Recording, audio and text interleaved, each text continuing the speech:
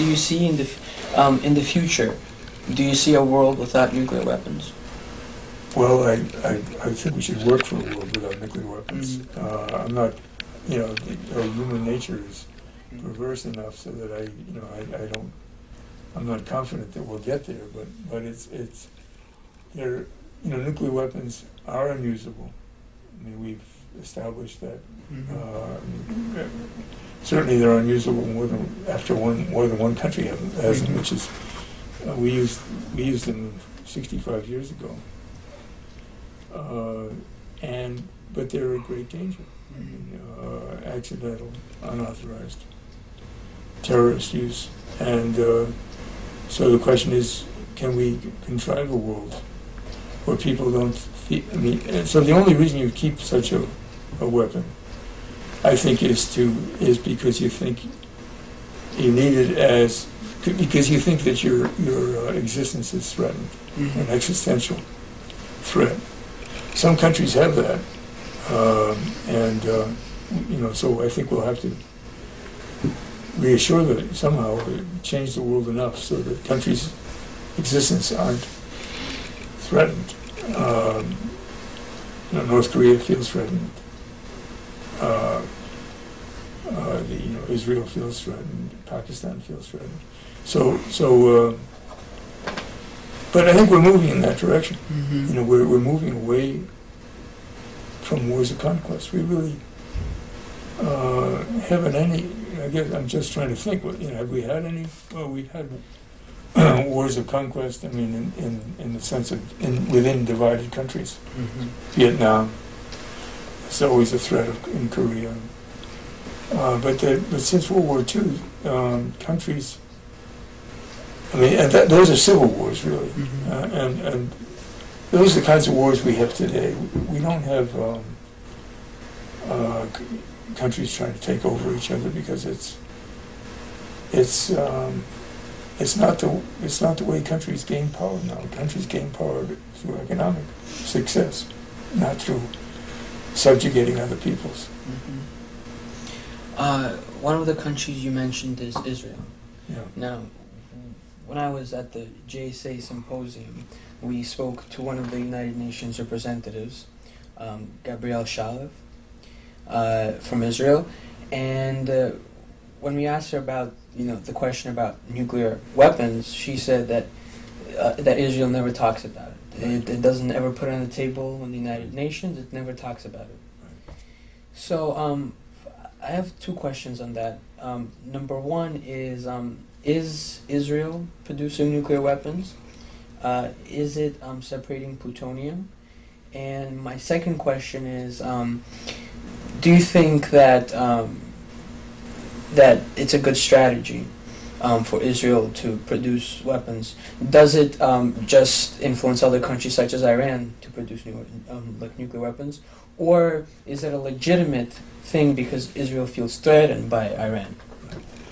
Well, I mean, Israel does have nuclear weapons. Whether Israel is increasing the size of its nuclear arsenal now is a question of debate. I mean, some people think that they have, around 100, and they're satisfied with 100. Israel was threatened. I mean, Israel first got its first nuclear weapon around 1967 or so, when it was sort of attacked from all sides. The situation's changed now. Israel has peace treaties with Jordan, Egypt. It still has to settle things with Syria. So I don't think that Israel needs nuclear weapons today in the same way that it felt it needed them then. And with regard to whether that's a provocation, it is. Israel's, the fact that they have nuclear weapons, it is a provocation. Egypt continues to beat the drums. Israel tries to keep them as low profile as possible, to make them as unprovocative as possible. But but Egypt keeps beating the drums, and I don't know whether Israel's possession of first of all, Iran says it doesn't want nuclear weapons, so it's difficult to. But of course, there's a lot of evidence that it may be their intention. Yeah, I mean the argument because they have those centrifuges already. That's right. Yeah, they say that's for peaceful, that's for peaceful purposes. I think those people, people I know who've been talking about Iran for years,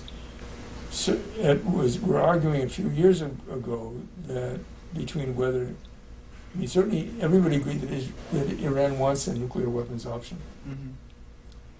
Not everybody agreed that Iran had decided to actually acquire nuclear weapons. Mm-hmm.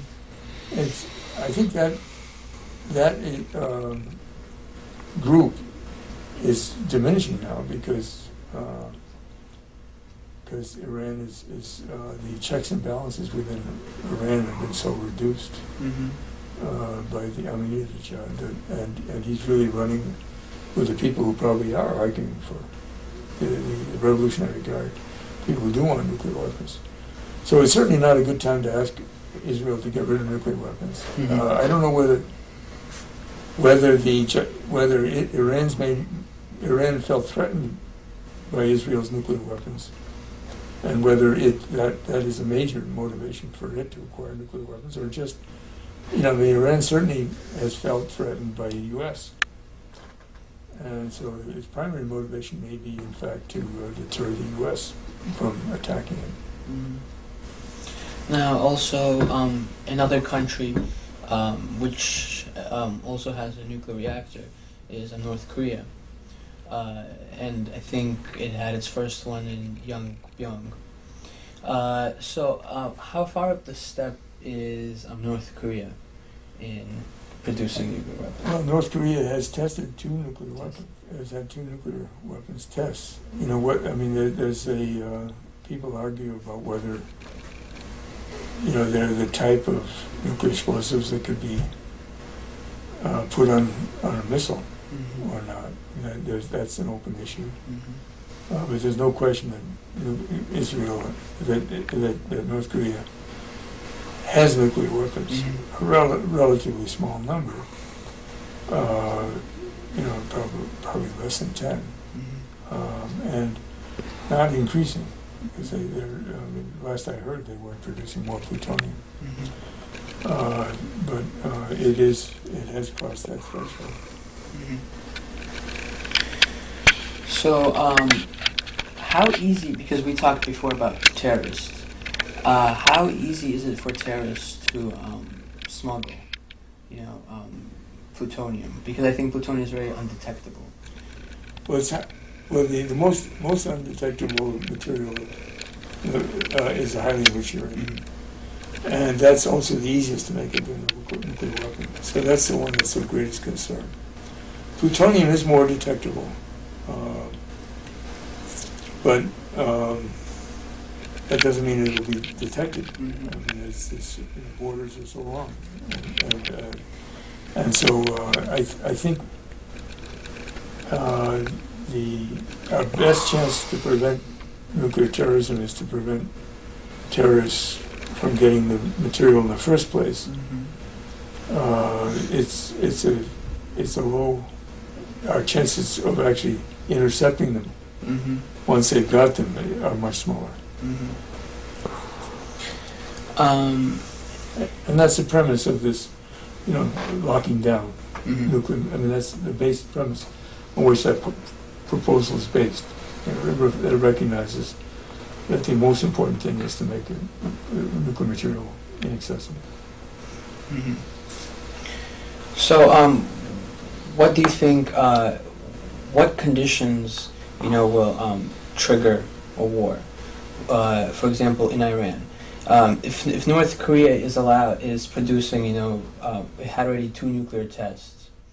If Iran starts producing, is starting nuclear tests, could that trigger a war?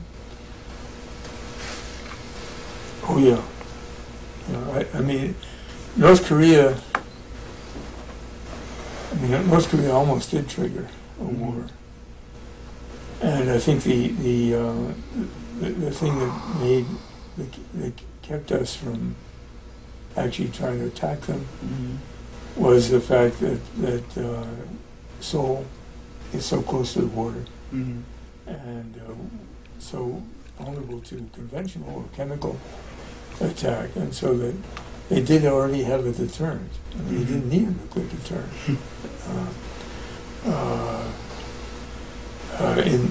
Iran doesn't have something comparable to that in terms of hostage capital right on its border.